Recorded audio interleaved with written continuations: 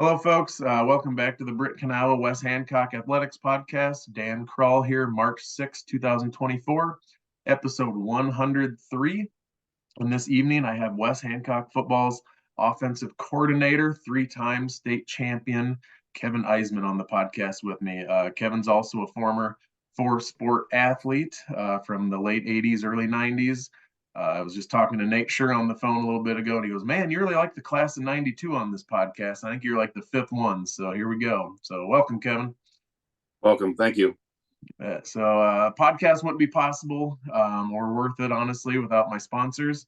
I was just telling Kevin, I got a record amount of sponsors tonight. You can see on my screen, I have 22 of them. I think I've had 20 a handful of times, so we're up to 22. Those sponsors, I have Nick Schmidt, Levi Don Trucking, the Britt Vet Clinic, Trolson Auto Parts, Window World, the Britt Car Truck Bike and Tractor Night Cruise, and Mojo Productions, Miller and Sons Golf Cars, Ewing Funeral Home and Monument Company, Doug and Kathy Zuehl, Daniel's Auto Collision, Triple B's Food Trucks, Swenson's Hardware, the Britt Food Center, Kelly Real Estate, Lifetime Nut Covers, Katie's Salon and Tanning in Titonka, RT Care Transportation LLC out of Kanawha, the Kanawha Community Home, Easy Wash Cleaning Systems in Clear Lake, Stevens Realty and Gabby's Gluten-Free Goods. 22 sponsors. I've been doing a push lately. I do about every quarter to get some sponsors. I've had some good responses back. If you want to sponsor the podcast, let me know. Or if you just want to give to the Sanger Legacy Fund, you can go to sangerstrong.com. Way back when, I always highlight an episode from 50 episodes ago. That would be episode 53. Did that with John Charbonneaux and Rolly Zamago. Had a good time with those guys. So check that one out. It'll be posted in my linked in the posts on Facebook here later tonight. So, all right, let's get this rolling with Coach Kevin Eisenman. Tell us what's going on in Britt these days. How's the farm? Good. Just living out here on the family farm with my wife. 25 years we've been married with Michelle. She's an auditor over at Garner, at the Hancock County office in Garner. Chase is moving back. Chase is Eisenman. He's moving back home this coming week. He works for Farm Bureau. The same thing I do. According to some people, I don't work, but we'll just leave that alone here. But yeah, he's moving back. Great to have him back in the area. And then Maddie's going to be graduating here in this May here, and she's already got a job lined up for an accounting firm down in Des Moines. And Rhett's a freshman down in Iowa City. So Chase is going to be around more frequently? Yeah, we assume so. You're okay with that? Yeah, we're all right with that. I'm assuming he'll be out for free meals every now and then I'm sure he'll put his input as far as what's going on down at the school and stuff. So yeah, good. And if you had to pick a favorite son, it would be Rhett, correct? Correct. Yeah. I told Kevin before we hit record, I got to give at least one good dig into Chase, because making fun of him, giving hard times, one of my favorite hobo day activities. So I'm glad. I didn't know he was coming back, and Eisenman in the insurance business. That's shocking. You guys are the only ones, right? Yeah, that's right. Right. I know Bob and Craig don't do anything. Bob is done, and Craig does nothing over there. So don't forget about Doug. Oh, Chubbs. I forgot about Chubbs too. And I talked to Doug the other day. I think the hardest part of his day is just the drive to Cedar Rapids, and then he just, easy street from there on. So that's right. That's right. Yeah. So you were a four-sport athlete back in the day, if you want to call it that. Sports always something that was a part of your life growing up. When did you start picking up whatever ball you were in, whatever season it was? What that look like for you as a younger kid in Britt? Yeah, when we were in Britt, I loved all sports. Come from a sports family, and we just loved playing all sports there. And growing up, you'd have the little baseball that Mr. Timmerman was involved in and setting up, and then you have captains and draft and everything like that. That was always fun. And then we had Mr. Timmerman also did little NBA. We'd go up in the mornings on Saturday mornings, and then he'd have you like a contest, I can't remember what the contest was called, but he'd have you at the basketball game. The championship would be during the basketball game at halftime. You'd have to do it. And it was always me and Ricky Sanger doing basketball stuff. So it was always pretty neat doing that. And then we always have Saturday mornings up at the football field. We'd play, get our old equipment on and everything. We do that. And then as far as I even did some wrestling back in the day. I was wrestling up and through junior high and everything with Mr. De Leon and doing that stuff. So Rick Sanger playing basketball. Can you describe that a little bit? he was pretty good. He was pretty good. It was pretty fun in junior high. Him and I, Mr. Tierman gave him and I like a hand fist, 3 plays, I think we called it. Him and I would just set it up, and then he'd just say, "You guys run these plays and just do this." So I said, "All right." Perfect. Let's go. Yeah. Talking about Mr. Timmerman, he was the baseball coach. You were second team all conference your sophomore and junior seasons, first team as a senior in 1992. And then basketball, you were honorable mention your sophomore and senior seasons and second team as a junior. You were sending me that information. I was kind of curious, like, usually you go from honorable mention to second team to first team if you played enough. Explain what happened. You had an injury that kind of slowed you down a little bit. Yeah, my senior year in basketball, ended up against Forest City. I was driving baseline and non-contact, just knee buckled in, and ended up it was a torn ACL, and the doc let me rehab it to get it back, and I ended up coming back for my last game that year that against Osage in his districts, and they ended up winning state. I think that year they were pretty salty, and so ended up getting back for that portion of it. And yeah, I was just kind of disappointed. I had a good junior year, and I was looking forward to the senior year, and then it ended up I ended up getting hurt, and I think Chris Cooley ended up doing his ankle, and I think even Buka Jeremy Abbas I think he buggered up his ankle. So a lot of the younger kids got to play some. Like all of us seniors were ended up getting hurt, and yeah, it was tough. What about Nasty Nate Sure? What can you say about Nate? Hey, Nate stayed healthy, and he was kind of the mainstay. He was, oh, you want to call him he would do all the dirty work. He would get all the rebounds. He was a workforce underneath. I can tell you that. And he just busted his butt and did whatever somebody needed done, he'd do it. Yeah, so. I said earlier, I was talking to Nate on the phone. I was going to clean for my part-time job. So I called Nate on the way back, said, "I'm doing this podcast with Eisenman tonight. What can you say?" And I kind of force-fed it out of him to get a good quote. But he said, if it wasn't for Kevin jacking up all those shots from the outside, I wouldn't have as many rebounds as I did that year. So. Very true. Very true. I like shooting the 3. That was for sure. I know that. Yeah. Oh, so, Nate, he's a good one. Yeah. Yeah. No. And then was Perkins your coach at the time, or Rang? Rang and Drake. Rang and Robin Drake Rang was the head and Robin was the assistant. And then my cousin Mark Eisenman, he did the JV. He was or freshman. He did the freshman, I think is what it was. Okay. So Mark did it for quite a while then, because I was a manager in 96, 97, something like that. I just remember Adam Bird getting in arguments with Coach Drake and stuff, but Mark was always the assistant, and he would take Chad and me and Justin home at night after practice. That was just such a big deal to be a part of the program. Mark always had these old beat-up cars that he would just drive to and from, and sometimes the door would open, sometimes it wouldn't, so we'd have to climb up a window to get out and get to our house. So Right. Yeah, he must have done that longer than I thought he did. So yeah, he did a lot of the freshman games, and I got to play a few of them, and then I was playing some of the varsity at that time, and I was going back and forth between a lot of that stuff. And I know, buddy Chris Cooley, I mean, he loved Mark and loved playing for him, and they had a good time down there. I know that for sure. Yeah, and Nate mentioned too Chuck Christians. Yep, he was a pretty good ball player too, wasn't he? Good athlete. Yeah, he was very good. He's the one I saw him. I saw one, and I know I heard the other one. 2 backboards broke. One was right after practice, and they were supposed to have a game in Britt, and he went up and dunked, was that?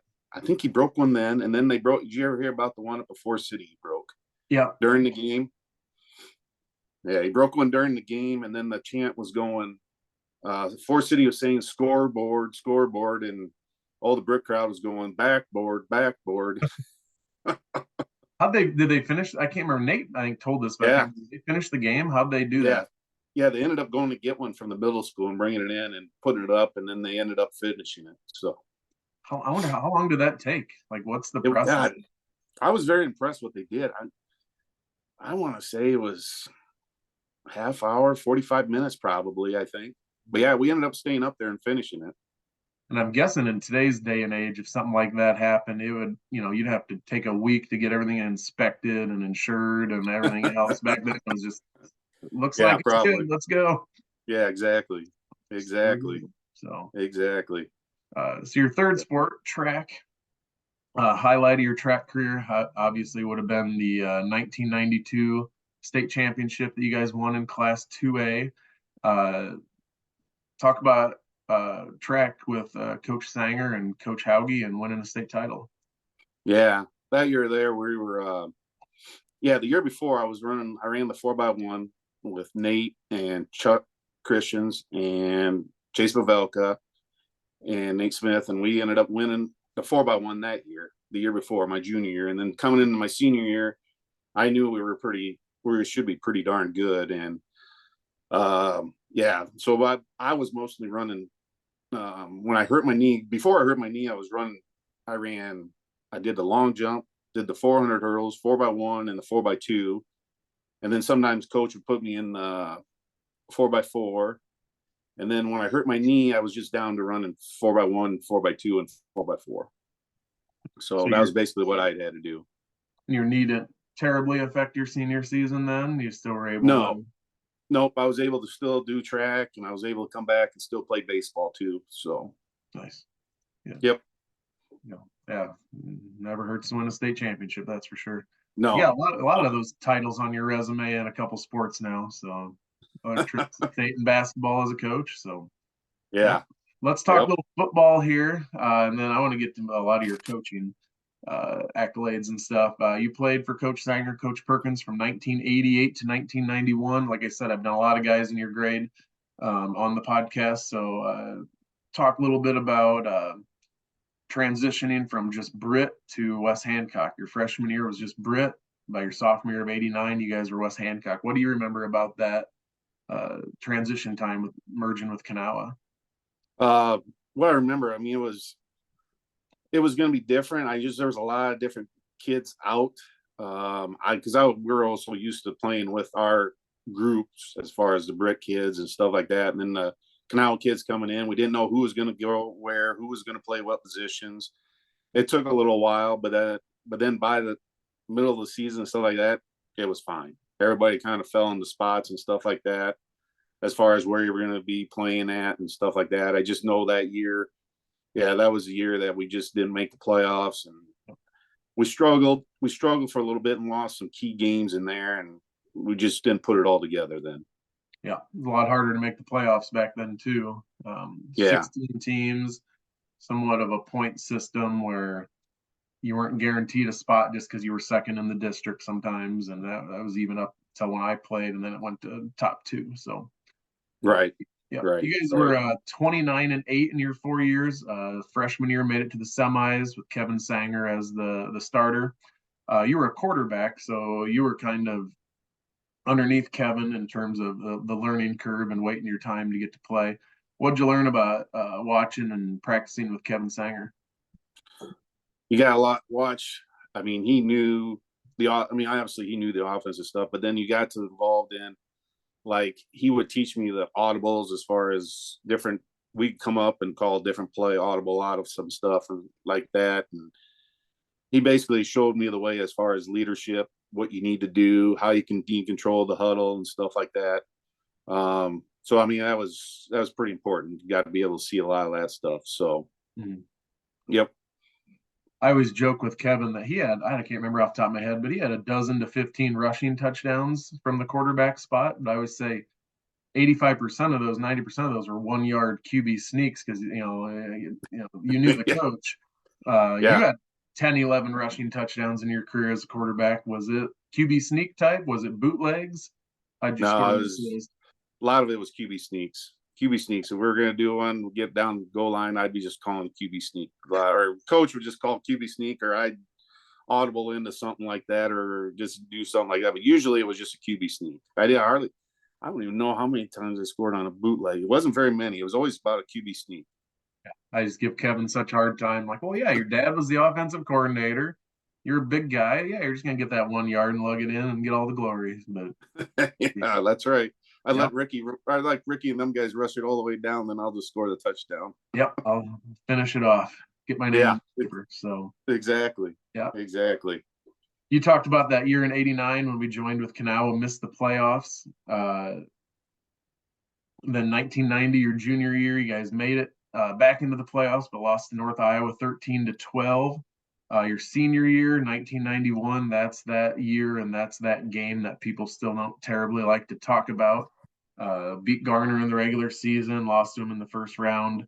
Uh, Talking to some people, that one still stings a little bit. But if you want to talk about that grade, if it's still too soon, skip over it. But what was it like playing for Coach Sanger and Coach Perkins?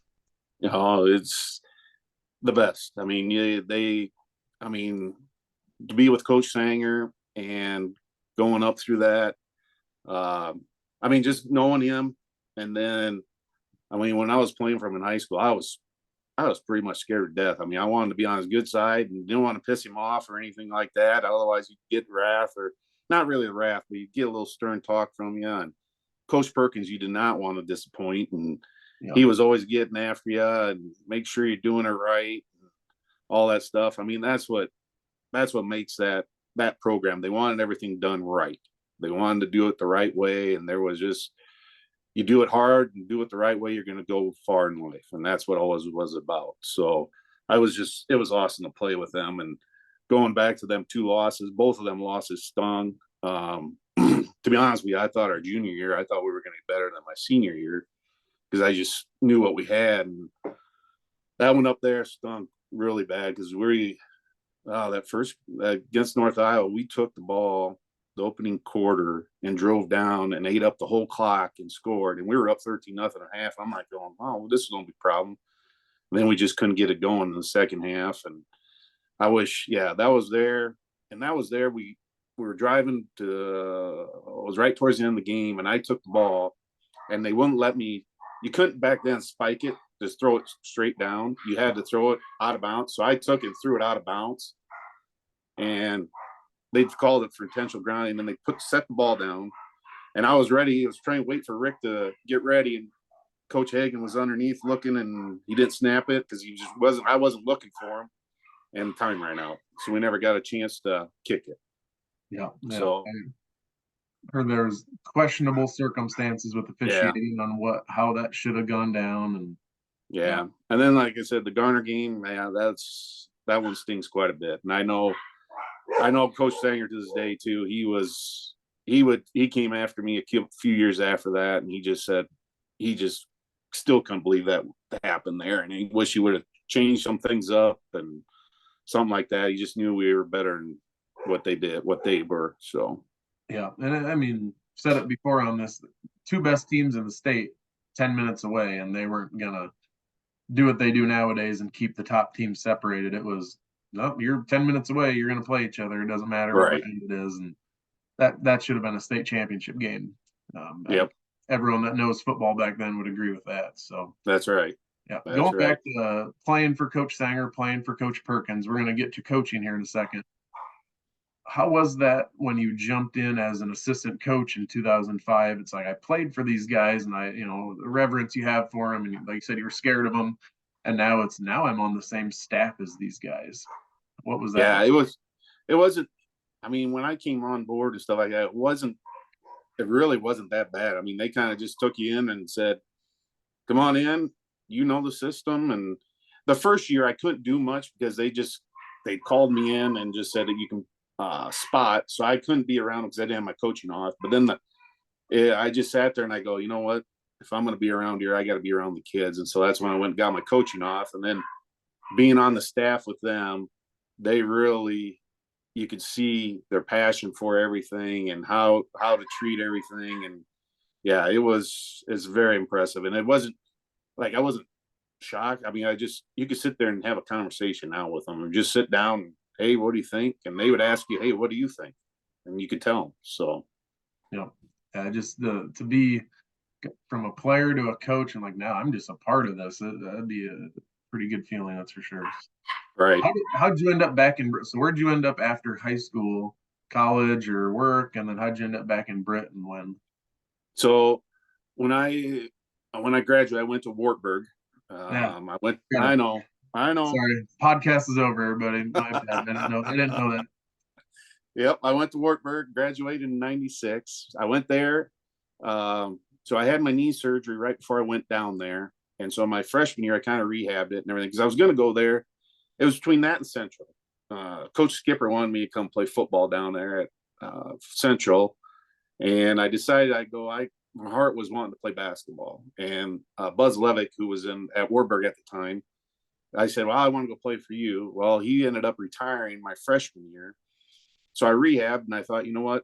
I'll just get in and I want to see if I can make it. I want to see if I can get in and play basketball one year and see what it's like. And I tried 1 year basketball at Wartburg and it wasn't my cup of tea. And so I just decided, you know what? I'll just graduate and get that done. And so then in '98, I moved back. My wife and I got married then in '98 and we moved back then. And then I moved out to the family farm in 2000.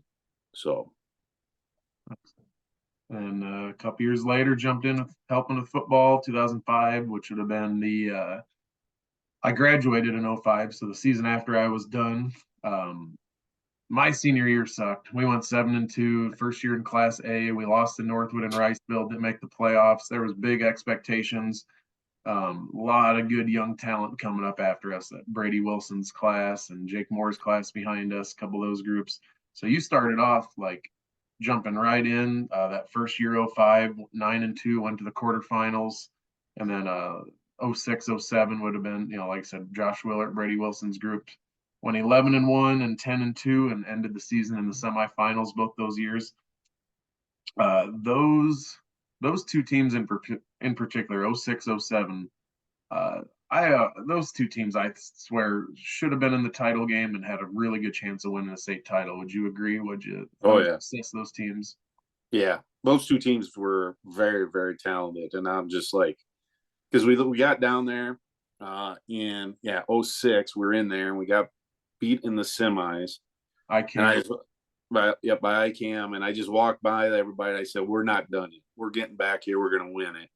And then we got down there again the following year, and I'm just like, we lost again. I go, holy cow, is it the bugaboo or what is going on down here? We just couldn't put it together and win it, get through that semifinal, get the championship game.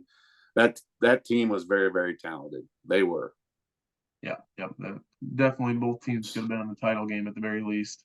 You also started coaching basketball in '07. Talk about getting into coaching in the gym.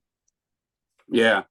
Well, so when I got my coaching off and I was doing football for a couple of years, that's when they hired Coach P, and then he came in and he decided he needed an assistant, and I wasn't going to apply. I didn't have any intentions to it or anything like that. And then he just comes over to me, he goes, "Hey, I would love to have you as my assistant basketball coach." And I just go, well, and I talked to my wife and I'm just like, I don't know. I just don't know if I'm interested or not. And she goes, "You got 3 kids that are going to be coming through. You just want to get involved. You love the game. You just want to get involved." And so that's when I started. '07, I said, you know what? I just well started. And that's when started doing JV then and helping him with varsity and coaching, assistant coach, high school basketball, and did it ever till last year. So how did Coach P know to seek you out? Had you been coaching in like the youth league program, or just knew from you were a good player back in the day? How'd that come to be? No, I think he knew I coached football, and he kind of wanted a person off of that staff on to help him out with basketball. I think that's what he wanted. So someone who already knew the kids and could relate to them a little bit. Yep. Before we jump back into football, let's keep on basketball. Highlight of your coaching career had to, I'm assuming at least up there would be the 3 straight trips to state in 2015, 2016, 2017. Talk about those groups of kids and what it was like being able to coach at Wells Fargo. Yeah, that was something I've always dreamed for one of our teams to go down there. And when I got on and I was like building up to that team, you could see we knew that they were good down low. And then like Connor, Nate, Jordan Savoy, Trevor Nalen, Seth Wild, Dylan, all them guys. We knew they were good down below. It's just a matter of putting it all together. And then when Trevor and them guys, their senior year, we came out, we played a scrimmage down here against Pokey, and I think it was Pokey, and we just came out and just got after them. And I looked at Coach Becker was on at that time. I just looked there and I'm going, holy cow, this is a different team. I go, we're ready to go, make a run. And he goes, if we're not down state, something's wrong. And so we made that run, and I'm like, yep. And I knew we were going to be pretty good the following year, that senior year. I mean, we knew with Connor and Nate and this nucleus we had coming back with Seth, Dylan, Ben, them guys coming back, we knew we'd be really, really good. And then the following year, my son's junior year, and Dylan and Ben and those guys, I go, God, we're going to be all right. But I just like, we make it a sub-state final. I said I'd be pretty happy with that. And then all of a sudden we went down there and played West Fork, who had got our butts kicked before. And then all of a sudden we turned the tables on them down there, and I just couldn't believe it. I just could not believe it. I just go, holy cow, this is something that we got on a roll there, and it was really fun, really fun. And then you got to talk a little bit about your daughter's teams. They had a pretty good run themselves. Talk about Maddie's group. Yeah. Like I said, I coached all three of them down low. Chase's group, I coached them all the way through. And Rhett's group, I coached all the way through. And Maddie's group, I did a lot more because I took them and we did a lot of AAU stuff with them. We went on, they played quite a bit of AAU their 5th and 6th grade years. 7th and 8th grade, not as much, or 7th and 8th grade, they did some too. But when they got into high school, they didn't do a lot. But yeah, that was a group that I knew 5th and 6th grade, I knew they were going to be pretty good because I'd always take them to tournaments and we were winning quite a bit. And so I had to bump them up a grade. I always had to bump them up a grade to give them more competition. And as soon as I did that, and we were winning there, I'm like going, well, really, really special. And a funny thing is we took them up to pace setters. We won, and you got to qualify to get up to pace setters. It's up in Des Moines, or up in the Target Center up in Minneapolis. They got to go play up there. And we were up there and we were playing. And I'd go, it was, I can't remember, it was 7th grade or 8th grade year, one of the two. We were up there and I'm going, all right, we have a good shot at winning this thing. We should be pretty good. And the first game out of the blocks, the girls were dead. They were live and everything like that. We ended up losing. And my first comment to the girls after we lost, and I go, hey, thanks for ruining my weekend. And I walked off and all the girls were crying and everything. And I go, and then after that, we ended up winning the rest of the games. And I think we ended up winning the consolation side or something like that. And I go, them girls would come back and do what they did. I knew they were going to be a special group coming through. Yeah, that's good. Yeah, good motivation tactic. Yeah, get them tears and get them all upset. Exactly. Yeah, it's either going to go one of two ways, and yeah. Yeah. I just remember my mom was down here 2019, the year they went to the title game. She was helping out watch my boys at conferences, and it worked out. I'm like, hey, you want to go to the title game?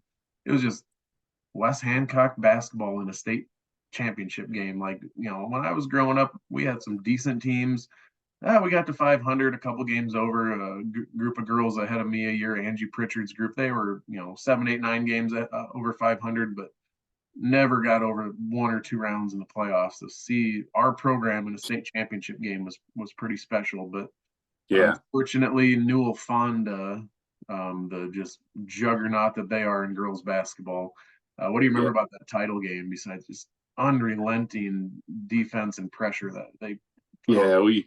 We knew they were tough. And I kept telling the girls after that game, I said, you guys can still win this thing. I said, you guys got a good enough group here and they don't have bigs inside, but I tell you what, that full court pressure the whole game wore on the girls, and we got tired. I think we had some tired legs, and we just couldn't hit some shots during that game.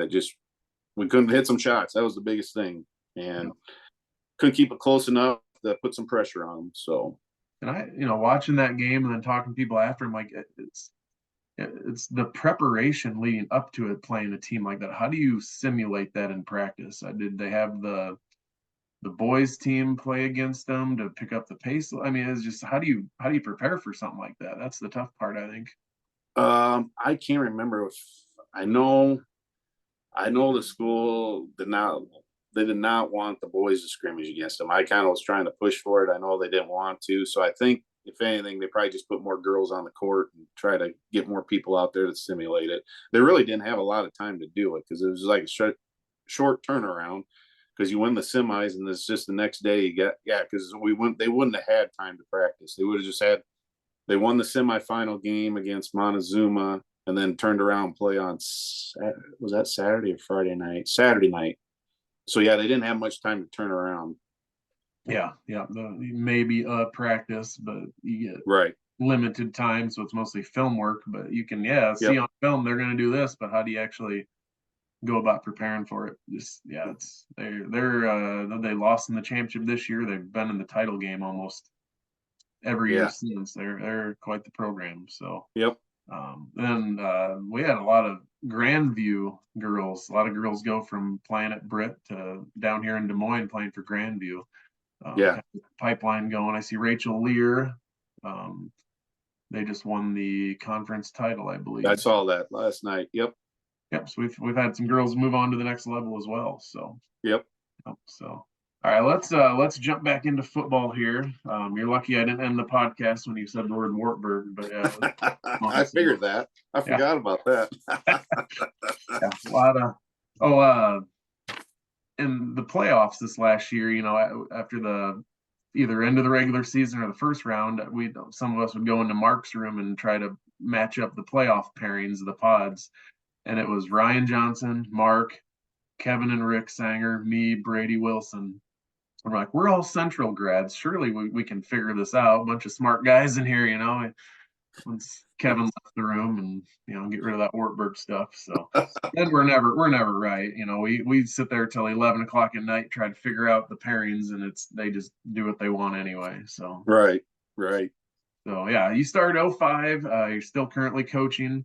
I added up 19 seasons as an assistant coach at West Hancock, 159 wins to 60 losses. And we had 3 down years, 08, 09, 2013. If you take those 3 years out, you guys are 154 and 38 since 2005. That includes 16 playoff trips, which include 3 state titles, 2 runner-ups, 3 semifinals, 4 quarterfinals, a second-round trophy, and 2 first-round trophies. 14 games you've coached in the Dome.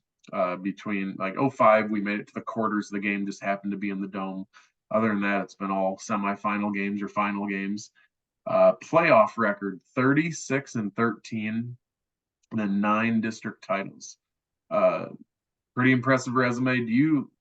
You're a lot of times coaches are in the moment. You don't take the time to look back on it, but does anything stand out to you from those numbers and accolades? That's pretty impressive run right there as far as getting to the playoffs and stuff like that. I mean, you have to have kids, and boy, we've had some kids come through here, and yeah, that's a lot of people would like to have that kind of record, going that many times in the Dome, playing that many times in the Dome, let alone. So yeah. Well, it's like my mind went to that 08, 09, 2013. I can't believe those years were losing season. Like, there's people that would kill to have a winning season here and there marred in between those losing seasons. And we look at the 3 out of 19 that weren't, and we're like, oh, I wish we had those ones back. It's exactly. Completely different mindset we're having, but yep. Especially nowadays. I mean, we're going to get to that in a little bit. The last 5 seasons has just been 5-6 years have been pretty unbelievable. But yeah, we already talked about 05 through 07. I'm kind of breaking this up into eras. Your first 3 years, 3 trips to the Dome, quarters, 2 semis. I mentioned like Jake Moore, Tyler Swenson, David Smith were on that first team. They're good friends of mine. And Brady Wilson, Josh Willert, Levi Dawn, Tyler Kalstorp, Jake Weiland, Dan Kruger was a junior on that 07 team. And then we had those 2 down years, 08, 09. Yeah. But we're up in 1A. Still had some good athletes, just lost a lot from that year before. Talk about Dan Kruger a little bit. I feel like I don't talk about him on the podcast enough. He ended up being a starter at UNI. What do you remember about Dan playing for West Hancock?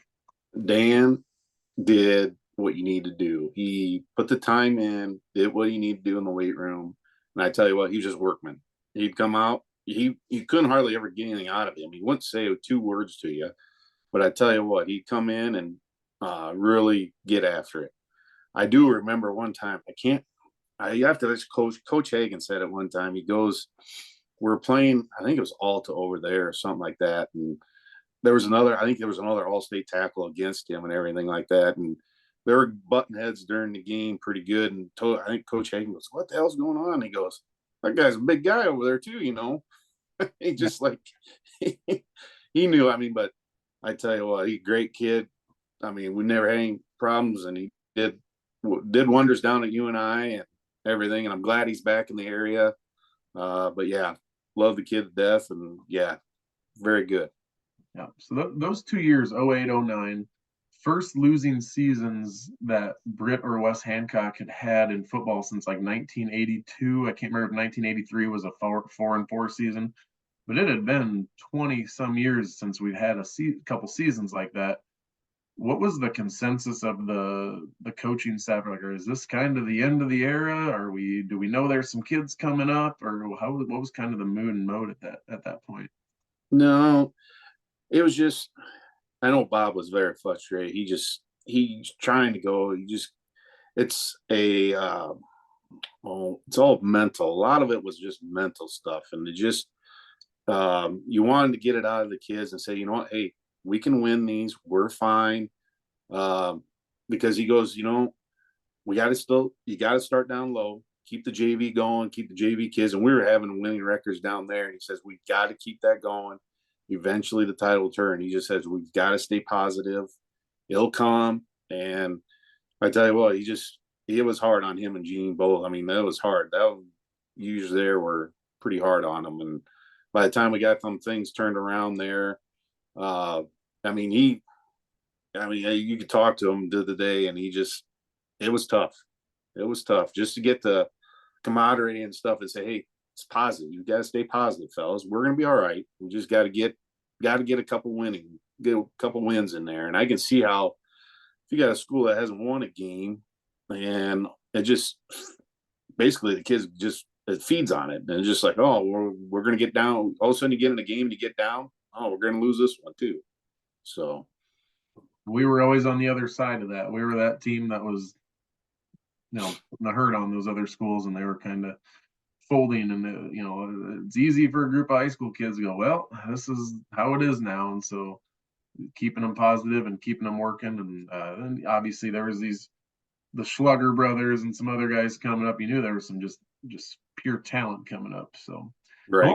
What was your role at this point? So you started in 05 as a spotter, got your coaching authorization. Fast forward to 2010.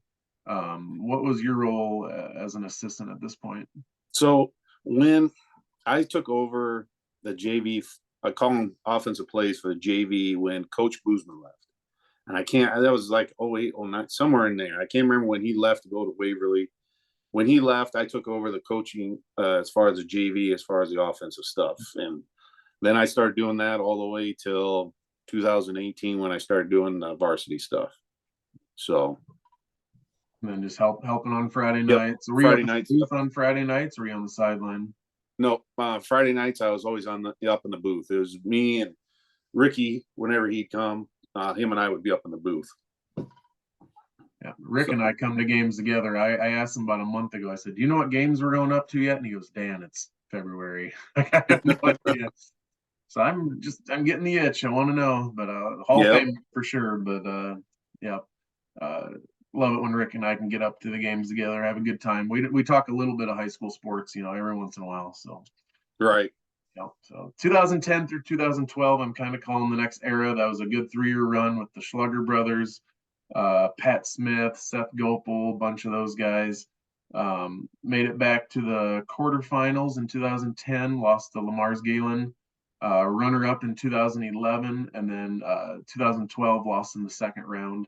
Talked about getting West Hancock back to the title game in 2011. I just did a podcast with Gerardo Ibarra. Broke his leg in the title game, really hurt. What was it like getting to the Dome, winning in the Dome, and then being that close to a state championship? Yeah, that was that was something else. That Madrid game was a track meet up and down the field. That was very, very wow. That was just I just watched that the other day, or I don't know, a couple weeks ago. I watched that one. I go, holy cow! We're up and down the field on that one. But then that championship game, yeah. If I listen to with Waldo's podcast, and if he don't break his leg, we win that game.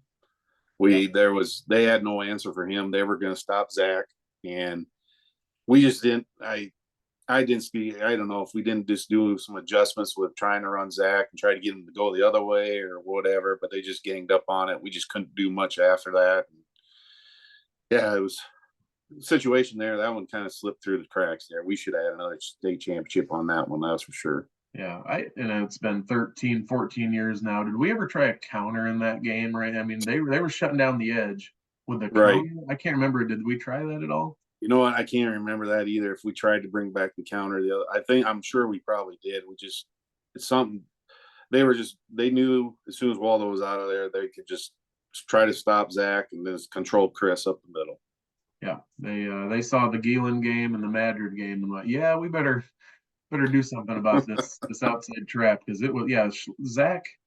Those two games, Galen in the quarters and Madrid in the semis, I mean, he had like 9 or 10 rushing touchdowns, and almost all of them were like 50 to 70-yard runs. It was just the yards per rush he had were just insane. Yeah. Some of those just video game stats. So yes, they were. And then 2013, we alluded to this earlier, was another down year, but this one was a winless campaign. You said the 08-09 seasons were tough on Coach Perkins, Coach Sanger. How hard was going 0-9 on everybody on the staff? I would say that was the hardest because that was the thing. He was just trying to build up, keep the positive down low and try to figure out how to get a win on the varsity level. Because we had kids, we should have still been able to win some up there. Just mentally, just as soon as you got down in the game, it was just like, well, here we go again. It's just like it was just a mental thing that we just couldn't get over the hump. Yeah. And did you feel a little bit like this was people's chance and shot to like get back at all the lumps they had taken against us over the years? Because some of the scores weren't close. I mean, the first 5 games, I think we got outscored like 240 to nothing or something like that. Did you feel a little bit we got a chance to beat West Hancock, let's take advantage of it, or was it just how the cards? No, I will say that a lot of people, when they get a shot at, if they know we're down or if they know something's going to happen, they're going to take a shot. It don't matter. They're going to try running up the score on us. I hate to say that, but they are. Yeah, they are. Yeah, and but I've said this on many episodes, and I put it in the book I wrote about football and wrestling at West Hancock. There was a quote in I think it was the Des Moines Register, but from Coach Sanger talking about how these kids are good kids, they're hard workers. You know, you're only a loser if you quit. These kids aren't quitters. I just, I almost look at this 2013 season. I've said it many times, as almost a turning point of the program because again, those kids could have just shut down and quit. The kids in the JV and junior high level could have seen, well, here we go, and it could have all gone down. But we've made the playoffs every year since 2013, and not just made the playoffs. We'll get to in a little bit. Championships. The bar's been set pretty high. So I thought that was a pretty good mindset that Coach Sanger had at that time. And then 2014, we go 5-5 and host the playoff game. And I think it was Jared Patterson or Kirk Hardcastle, one of the local media guys, was like, this guy's still got it. I'm talking about Coach Sanger. He still knows how to coach him. After all these years, they go 0-9, and now they're hosting a playoff game. So were you surprised at all that we came back that next year? What was that like? No, nothing. I knew we weren't going to be over for quite a while. I knew once we broke the cycle, once you got going there, we had the kids. We just had to put it together and figure it out. And once we got the kids to buy in and stuff like that and figure out some things, I knew we'd be all right. Yeah. So like I said, 2014, we go 5-5, get to the first round, lose to Denver 35-14. 2015, first round again, we go 7-3. 2016, what were we that year? I should know this. 8-3, losing the quarterfinals to Garrigan. And then 2017, we beat Garrigan in the first round, lose to West Sioux, who I was talking on another podcast, like no one was beating West Sioux that year, which ended up being Coach Perkins' last game as an assistant coach. Yep. I've already talked about Coach Perkins a little bit, but that was kind of the end of that era with Coach Perkins. What was that like coaching with him all those years? Yeah, it was fun. I mean, he towards the end he was getting we'd have to get after the kids because he was getting short with the kids and stuff like that. But I tell you what, that guy knows his stuff, and he knows games. He knows what's going on during the game, and I mean, this goes back to even when I was in high school. I remember playing up at Osage, and he yelled at me. It was my senior year up there, and he yelled at me, "Hey, Eisenman, hey, the tight end's going to come out on this play. The tight end's going to come up and do a crosser." He yelled at it right at the sideline. He told me it.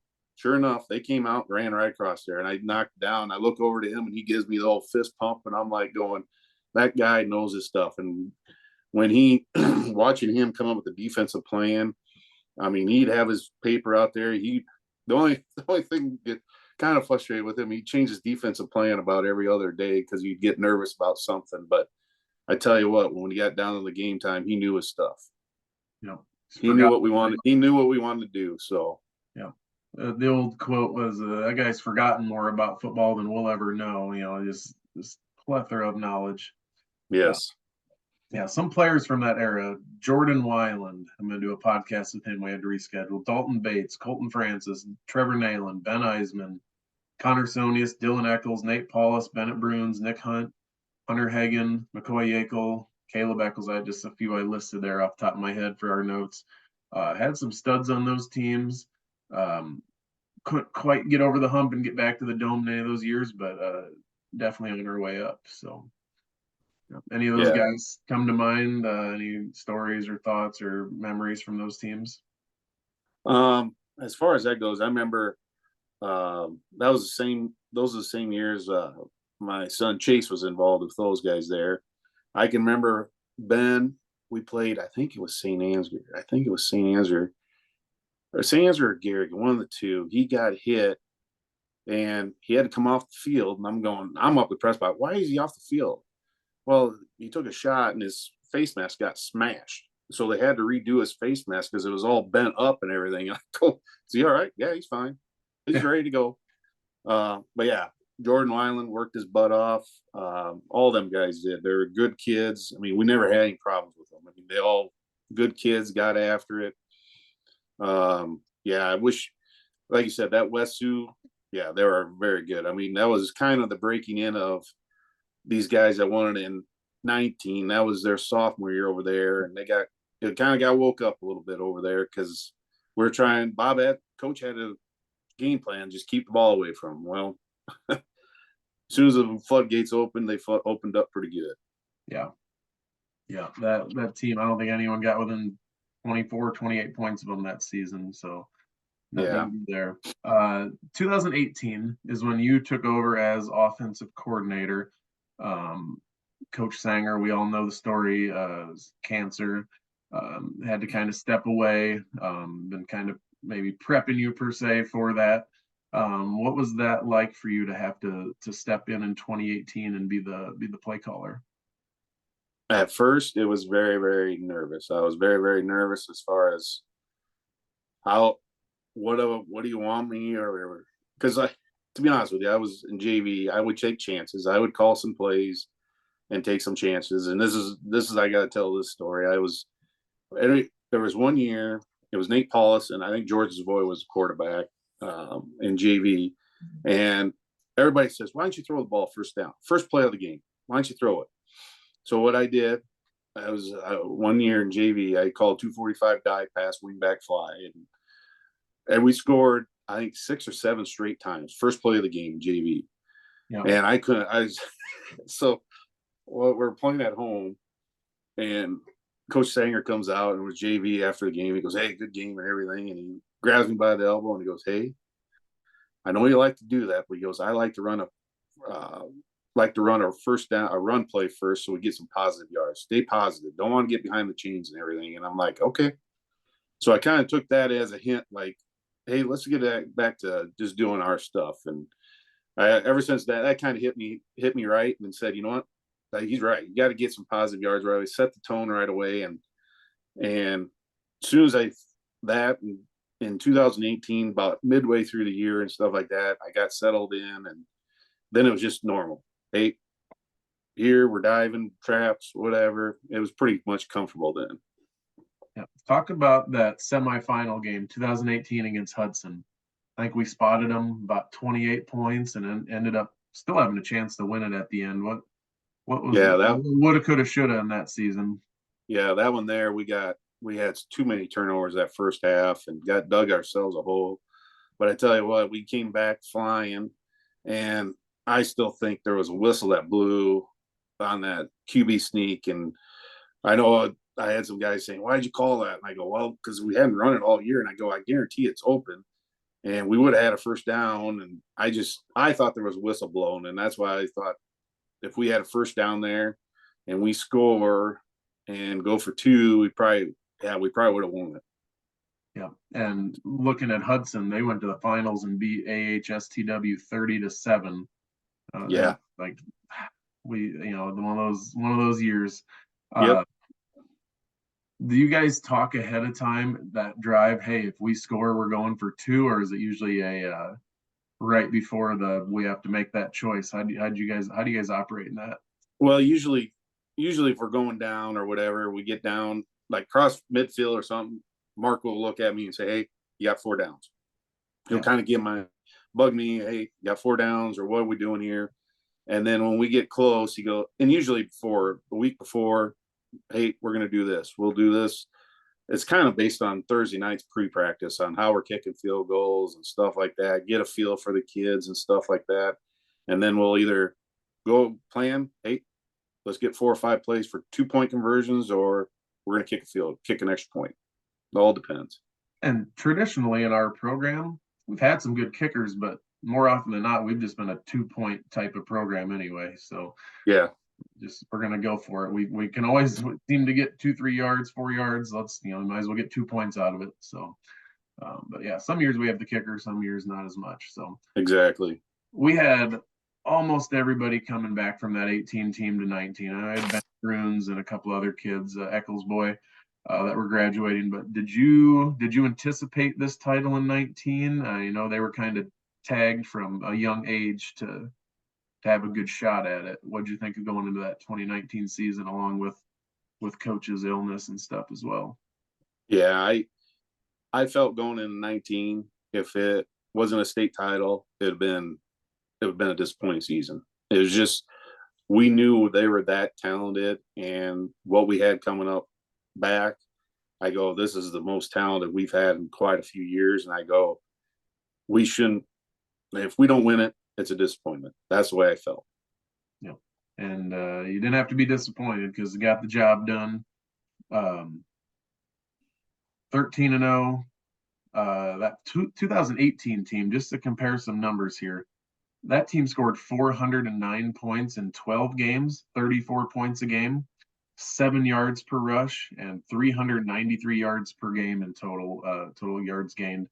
2019, we scored 618 points in 13 games, 47.5 points per game, 450 yards per game offense. Good for 8.1 yards per rush. Just ridiculously crazy numbers. That 18 team was pretty explosive, pretty good, obviously, made it that close to the title game. This 19 team, though, just athletes up front, athletes in the backfield. Talk about winning that title, beating Grundy 21-17, and it ended up being Coach Sanger's last game. Yeah, that team there I've never seen a line that big up front that can move and do a lot of different things up there. And then you put a backfield that's 200 plus across the backfield and can run and get after it. That's just weapons in back there. And then we ended up, Tanner Hagan came out of nowhere with some hand. He started showing that he can catch the ball pretty good, and just a little bit that we had to do there. But yeah, I knew it was going to be special. And when we got down there, that Grundy game, was close, but it shouldn't have been that close. We played the worst half. I've seen them kids were jumping off sides. Red was jumping off sides I've never seen him do before. And I'm just like, we're playing the worst half in our season and we still are up. And I go, all we have to do is just put it together, finish it off. And that's, them kids did it, found it, and just said, you know what, let's take care of business here second half. And that's the way it was. And to get it for coach, that was huge. I mean, that was huge to have him out there and them kids holding that trophy over for him. I mean, that was pretty special. And then coming afterwards, going back in the back locker rooms and stuff like that and shaking his hand and shaking Coach Perkins' hand, that's pretty special. It's pretty special. Yeah, and I always thought you were in a tough spot per se. I don't know if tough's the right word, but you know what I'm saying? Like you had to have put some pressure on yourself, or I've taken over the spot of a legend in terms of play calling that's been doing this for 50 some years. And this is possibly the most talented team our school's ever had. Did you feel that at all? Or was it just, I'm just doing my thing and you know that win, lose, or draw, no one's going to be like the only, how'd you feel about that in that? No, I mean, as far as the pressure goes, you felt the pressure, but it was just like, we just got to make sure we do what's best for the kids and make sure they're in the spot to win the games. And if you do that, it's up to the kids to do it. And I tell you what, that's just, and like I said, everybody's like, oh, you did that. I go, we still ran the ball, fellas. I said, we ran the ball. We don't throw the ball very much. And I go, we run the ball. And I said, that team there ran the ball and we didn't have to throw it very much. Yeah. Yeah. I've told the story many times, but I watched that game from my classroom with my 8th graders. And those kids are seniors now, and I have some on my golf team, and they'll still give me a hard time. They're like, did you know in that state championship game, you guys passed the ball, twice or whatever it was? They're like, just run. I said, isn't it beautiful? That's how we like it. I mean, yep. I'd give you and Mark a hard time even this season. We passed it 8 times this year or this game. What are we, Yeah, exactly. Yeah, it's the long standing joke about the run pass combo. Yep. Yeah, so got the title. Mark officially took over as head coach in 2020 after Coach Sanger's passing. And then we had this thing called COVID come in and really change things up a little bit. If we look at 2018 to 2023, 18 should have been in the title game. 19, we win it all. 21, win it all. 22, lose in the title game. 23, we won it all. 2020 is kind of that season where it's like, oh, we didn't even make it to the Dome. There's a couple things I think that went against us that season. With COVID, you look at the quarterfinals with Grundy in Britt. Number one, that game should not have been in Britt. That game should have been in the Dome. Iowa City Regina gets to come down that year from 1A, and that was one of their best teams. You take Regina out of the mix because of the whole one-year district cycle thing they did. I honestly think it's us and Grundy in the title game again that year. Just looking at the other teams in the state, and they would have kept us away from Grundy and vice versa until at least the semis. But we ended up with a 9-2 record because that loss to Garner, I think, really hurt us. And then you and a couple others were out for that Grundy game with COVID, correct? Correct. Yeah. So you take those couple things, and I think that season looks completely different than how it looks in the record book. So what do you think about that 2020?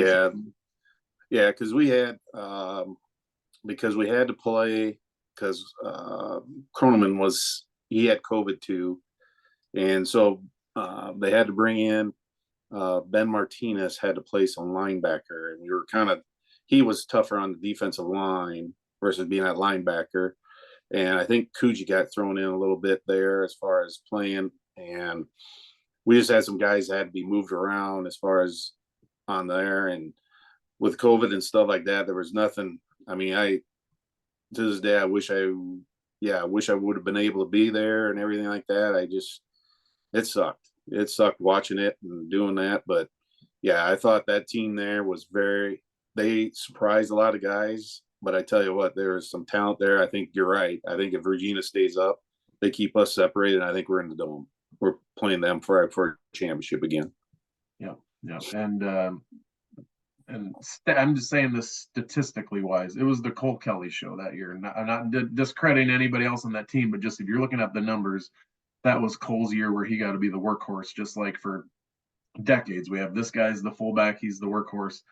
Cole had some serious stats that year. I can't remember out west. GTRA, 7 rushing touchdowns, just crazy numbers. What do you remember about Cole that season? Cole was a workhorse. He did not want to lose, and I tell you what, you couldn't get him off the field. He didn't matter how dead he was going to be out there. I tell you what, that's what we did. We rode him. I mean, he was going to get through, and let's go with him. He's the workhorse. Let's see what he can do, and we did. Yeah. Typically, we can predict a play call as West Hancock football diehards. That season was about the easiest to predict calls, like Cole. Yeah. 45 dive, 42 trap. We know what's coming. So yep. 3rd and 6, still going to be 245 dive more than likely. So yep. Then and that season too was Braden Walk with return touchdowns galore, and other kids as well. It was just nothing but return touchdowns all over the place. So yeah, and that season we scored 41 points a game, 453 points in those 11 games, 8 yards every rush, and then about 3,800 yards on the season, about 345 yards per game. So obviously the stats are going to look a little worse from that 2019 team, but just like we were saying with like, oh, we had a down year. It's like most teams would kill to have any kind of stat like that. And we're looking at it going, yeah, that actually doesn't even crack the top 5 in the last 10 years. Just kind of crazy. So 2021, another state championship, 2nd in 3 years, another 13-0 season. No offense to you offensive guys, though, but I think 2021 is going to go down as the year of the defense. That had to have been arguably the best defense we've had in school history. Gave up 60 points in 13 games, just fundamentally sound, disciplined defense. Those kids just didn't make mistakes on the defensive side of the ball, and then they just played clean offensively. What do you remember most about that 2021 year? Yeah, that was the year. I didn't going into it. I didn't know what we'd have. I knew we had bits and pieces. I knew we had to find a halfback to go with Matthew and Kaner, and we ended up moving Walkie there, and he paid out dividends there. And I go, the biggest thing going through the season, I go, God, we're taking care of the ball. We hardly ever turn the ball over. And I'm going, we do that and do what we do on defense. I said, I knew we were going to be special as soon as we beat Hartley both of them times. I go, if we can do that to that team there, I knew we were going to be pretty good. And it showed. Yeah, we had a good little rivalry with HMS there those couple of years. Got a little salty at times over hosting games and stuff like that. Yeah, that was pretty interesting night there. Holy cow. Yeah. Sitting there warming up, and they're over there on their practice field. And yeah, it was pretty interesting, I can say the least. Yeah. And speaking of Nate Sure, he's from over there, teaches at Sanborn Christian. That coach, he's actually a good guy. I know him pretty well. I'm like, no, he was interesting. So there's some stuff, but yep. Yeah, no, he anytime after the games and stuff, he'll come talk to us, and even after that last year, we played him over there. In 2022, we played him over there and we beat him. Yeah. And I think he ended up, that was the year they got beat by was that Woodbury to go to the Dome. Yeah, that was Woodbury, and that was a heck of a game over there. He ended up calling the association just so he goes, hey, I don't want to see them guys again. Just separate us, please. We're too good at teams. Just separate us out, which they did. So, and they still didn't make it, unfortunately. No. That 2022 game, I rode up over there with Rick Sanger, and we were joking this season in 2023 that we had just gotten back from that game in 2022 not that long ago. That was a little bit of a jaunt from the Metro. Yeah, to Hartley. And those Northwest schools, though, Northwest Iowa schools, they have to think of West Hancock football and not be real thrilled when they think of us, because we played so many of those schools in the playoffs the last 5-6 years. Yeah. And I go up in the press box and I look over there and I look over at us, and we never passed the eye test. I always say, you look over at these big Northwest Iowa team, they're big, tall Dutch kids or whatever, and they're all big and then you look over at us and we don't exactly have the size some of those schools have. And then we beat them by 20, 30, 40 points, whatever it is. And like, they have to just hate us because they always have to come over to us. And then we just beat them down, even though it doesn't look like that should be the case. But Right. that's Right. what I always noticed. Very true. Yeah. Very true. One interesting thing about the 2021 team, like I said, it was defense. In 2020, we scored 453 points in 11 games. The 2021 team only scored 459 points, but they had 2 extra games. So like I said, the defense there, I mean, we could score 7 points and I feel like we'd feel pretty confident we're going to win that game every time because our defense was just so stout. So Yep. yeah. The offense was more methodical that year, I said. Did you feel that? Did it change your play calling? Did how the defense played affect how you call things offensively, or not really? Not really. I mean, we didn't. I mean, we were pretty conservative a lot of the stuff. I wouldn't take big. I would say I wouldn't take big shots or anything like that. I'd say run the ball, let's get first downs, and it was just a team that we could do that with. They were just methodical. We'd get first downs, eat the clock up, do what we needed to do, put the scores on, or break one long run. Matthew would break a long run, or Kaner, or it was either Matthew or Walkie would break the long one. Kaner was just more methodical. Let's get a few yards here and there. But yeah, I mean, as far as my play calling, I really don't change up a lot unless it's like you said, it's 3rd and 6 or something, long yardage or something like that. Yeah, I'd probably just say let's just get what we can and punt it away.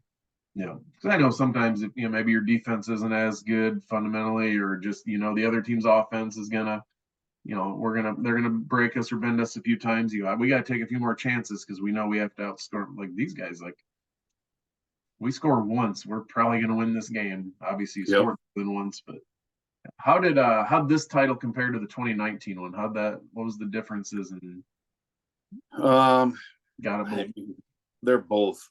They're both very, very, very special. And the 2019, we had that one kind of more under control, and we had the ball in our hands when we finished the game. And then the 2019, when them guys were going down and everything, that was a little bit more nerve wracking. I can tell you that. Yeah, but 21. They're both special. Yeah. 2022, another trip to the Dome, another trip to the finals, but a little different ending that year. You guys scored 502 points, 38.6 points per game, 4,871 yards gained, 375 yards. So a little bit more offense that year. Gave up a few more points that season. You had your son, Red, on that team, Ryland Barnes, Brighton Coogee, good group of seniors there. But obviously the season ended a little bit differently. Like I said, a 27-0 loss to Grundy Center. Talk about that season. Talk about that title game a little bit. Yeah, that season there, like I said, I knew we were going to be good. I felt we were going to be pretty good that year too, and we had some, because we still had quite a bit of that line coming back and stuff. And we just had a few question marks. We needed to shore up and stuff like that. And then, like I said, when we went over there and beat HMS that year, we had to go over there and play them, and we ended up beating them at their place. Then I knew we could do something special again.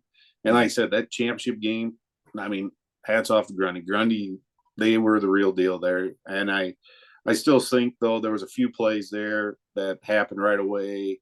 Like if JP catches that 3rd down pass, first play, first drive, catches that 3rd down pass.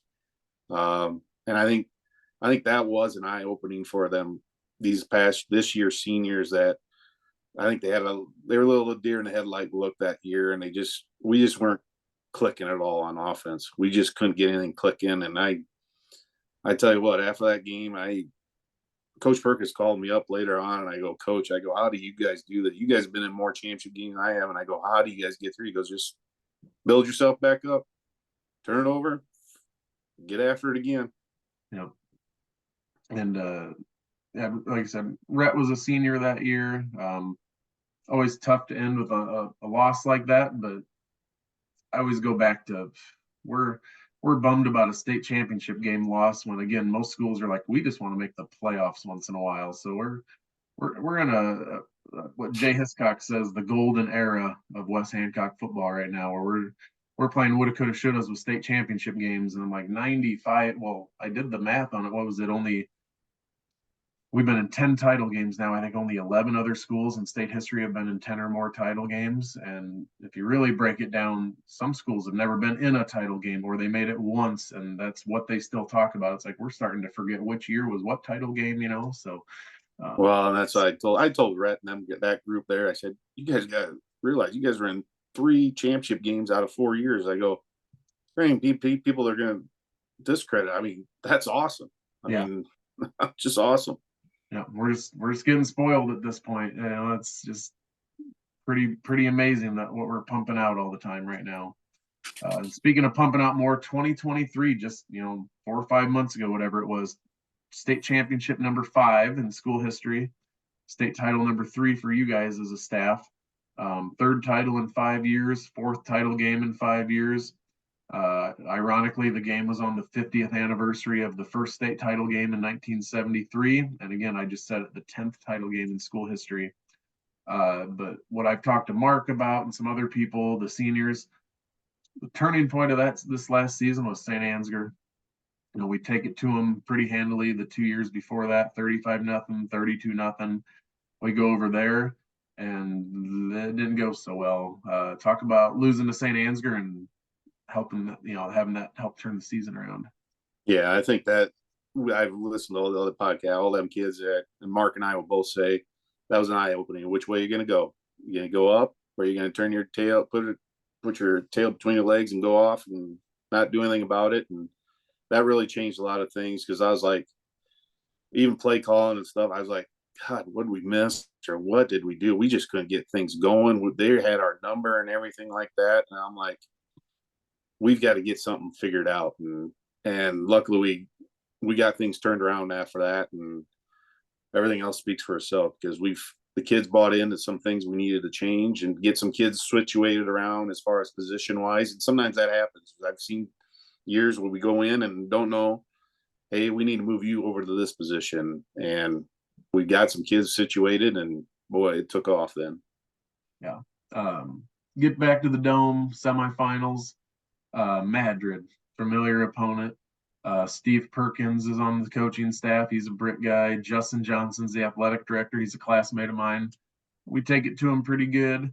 Last month or whatever, my boys are playing 3rd grade basketball tournaments, and we go over to Madrid. I go find that semifinal trophy, took a picture of it, sent it to Steve and Justin, and said, that's a cute little trophy you guys got there this season. Giving them a hard time, and they're like, yeah, it was not a great game, but just had to throw that in there. Sorry. Yep. Make it back to the title game. Grundy Center is gone. You talked about kudos to Grundy in 2022.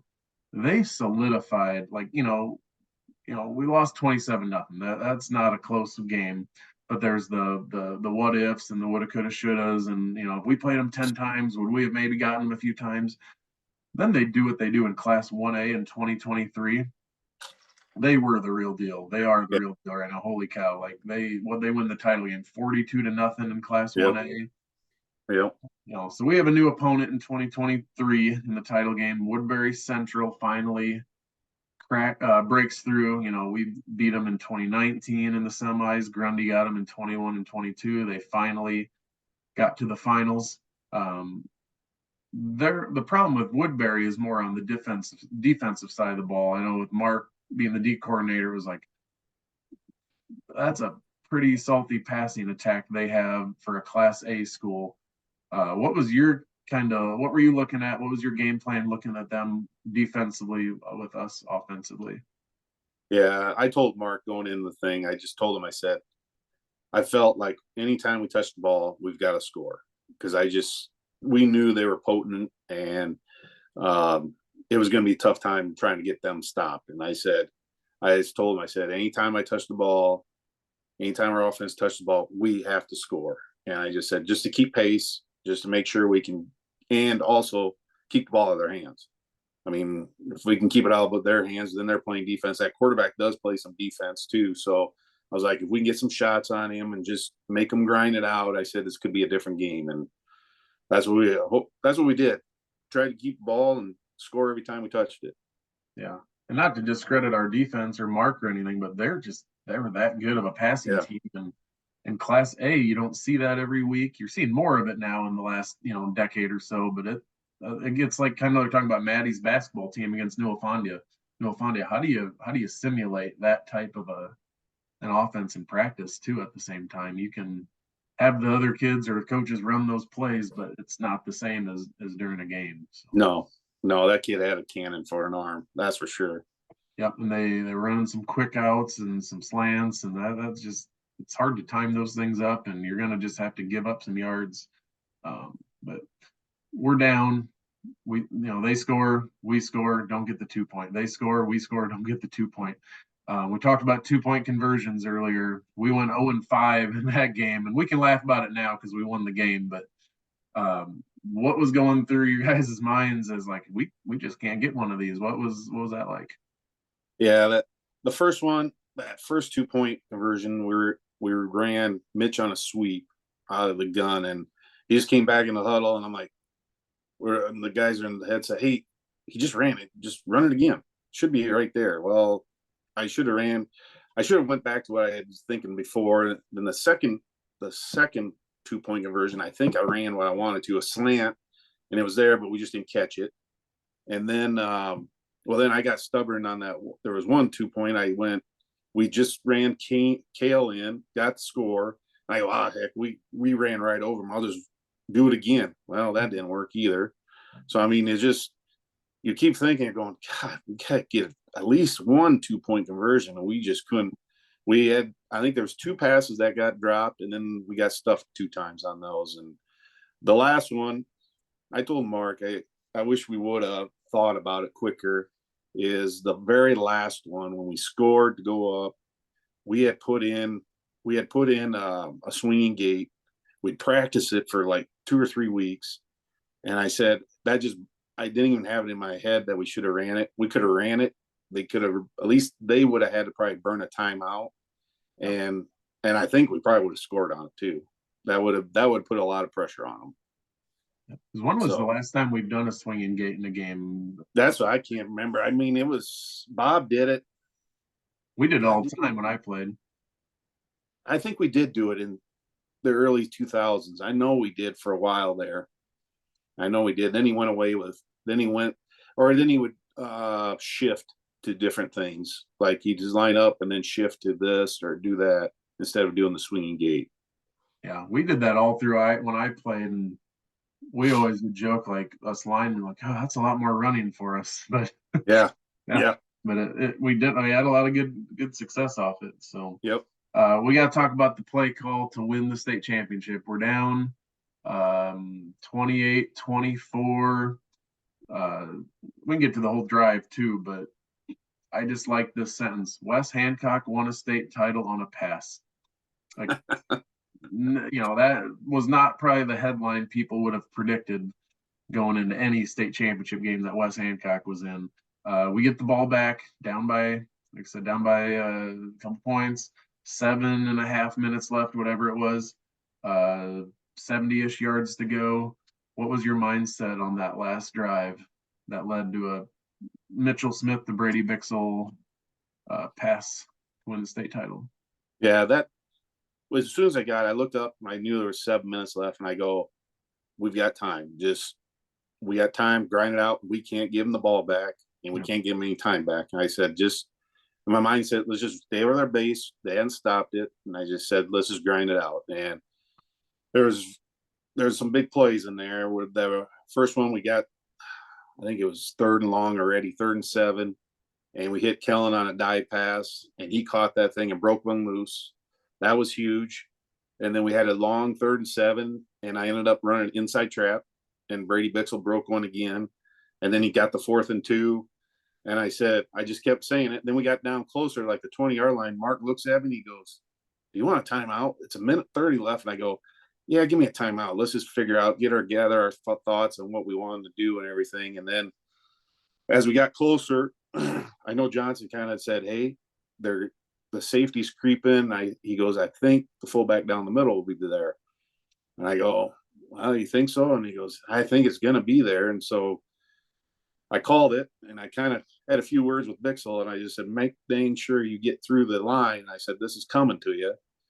And sure enough, we called it the play, and we've ran that play. Everybody, all them kids say, oh, we just run it on a Monday. That's all we run it. And I go, no, Bob ran it.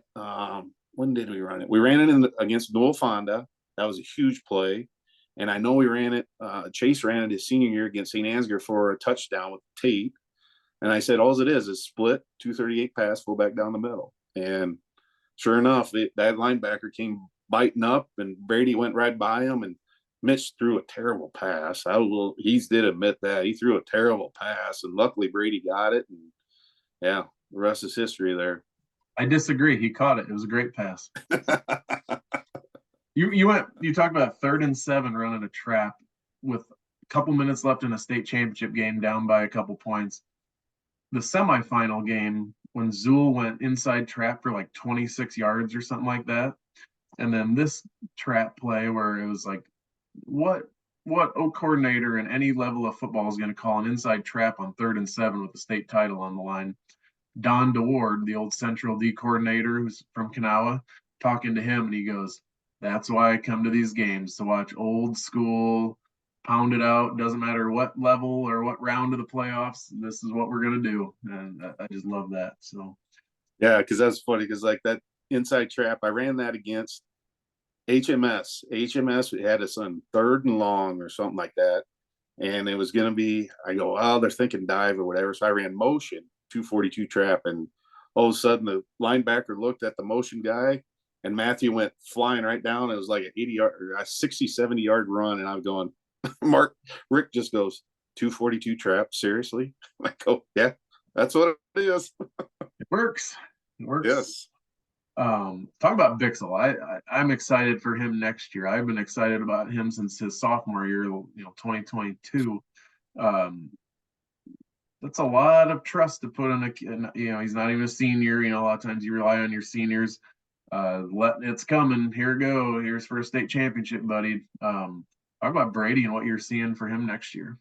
Yeah, the kid does what you need him to do. He just shuts his mouth. You can't get him to talk. I've gotten him to open up a little bit more, but he doesn't really say too much, and he just gets after it. I mean, he's hard-nosed kid. He won't say much. He'll just tell him what to do. Yep. All right, coach, we got it. And I tell you what, he evolved as a very good linebacker this year. And yeah, as far as next year for being a fullback and stuff, I'm pretty excited about it, to have him back there. Yeah, he's a dart. The only concern with me, and I know he knows it, is just that he's got to hang on the ball. I know the year before, and I think the year before, in that championship game, I think we coughed it up a couple times, and he coughed it up, and I know that's his thing. He's got to be able to secure the ball. But I tell you what, he'll figure it out, because he's a hard-nosed kid. Yeah, and Creighton Kelly on to compliment him. They're going to be a good 1-2 combo. Creighton, injured a little bit, and there's just only one football to go around on a team with all those other guys. You look at stats and go, oh, we only returned this many yards, this much offensive production. I'm like, that kid could have been 1,000-yard rusher last year, but like I said, there's one ball and 8 guys, to share it with. I can see him and Brady both being 1,500-yard backs. And we have a good line coming back. So I'm excited for 2024 as well. This stat cracks me up. I was telling Mark this. We've won 3 titles in the last 5 years, been in 4 title games in 5 years. We've been outscored by 16 points in those 4 title games, and we have 3 state championships to show for being outscored. I've just always thought that's the Grundy 27, right. that skews the numbers a little bit. We won by 5, won by 4, won by 2, and then lost by 27.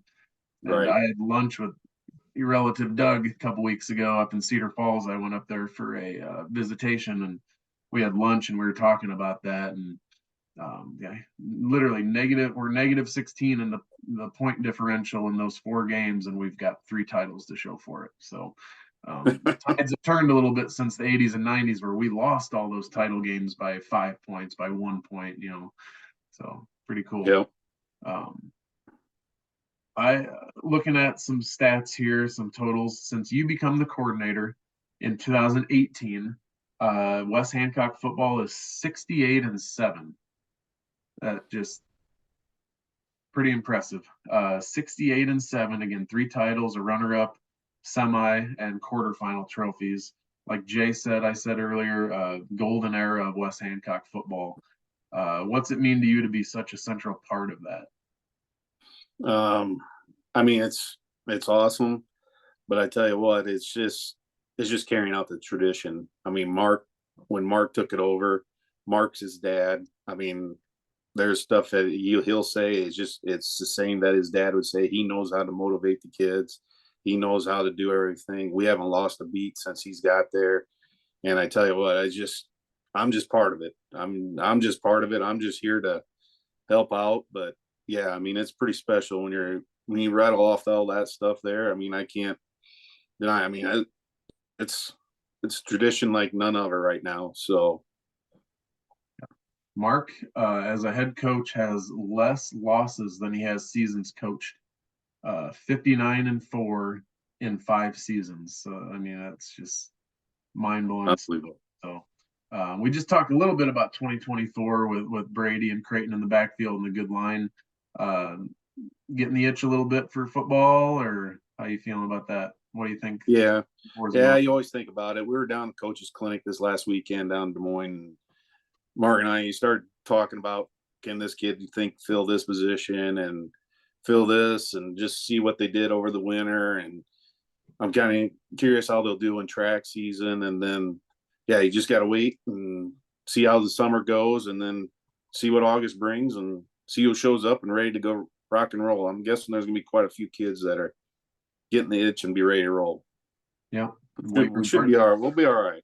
Yeah. Weight room participation's always been pretty good. Get kids in the weight room and getting better, and should be good. I'm excited. I always get to the end of a season, all the stat stuff I do and the numbers. I got another 4 hours of doing these stats, and I get kind of tired of it. And it'd be nice not to have to do this for a week. I can't imagine you guys doing all the stuff you do. And then about 3 weeks after the season, I'm like, I kind of miss that. So it doesn't take long to get the itch again. So yeah. Well, I appreciate this, man. This has been a lot of fun. Coming up on the podcast in a couple weeks, I have some more state champions. The 1978 and 79 Kanawha boys track teams are going to join me. They're going to be Hall of Famers this year. The Zuehls family, we talked about them. I got Kane and Kale and Jake and Dick, not Dick, Doug, sorry. I got 3 generations of Zuehls coming on, and then Jeff Stevenson, a 2024 Hall of Fame inductee, and then the 1973 Kanawha football seniors, and then Shae Smith, do my first ever cheerleading episode. So I'm going to get pretty much the whole Smith family on here at some point, between her brothers and her dad and grandpa and everybody else. So make sure you check those out. Should be a good time. And I, again, thank my sponsors. I got 22 of them tonight, a good $250 almost going into the Sanger Legacy Fund. So it's always well worth our time doing this, and a lot of fun to rehash some good memories. So any last minute things or stories we didn't get to, or things we missed at an appropriate time you want to throw out there?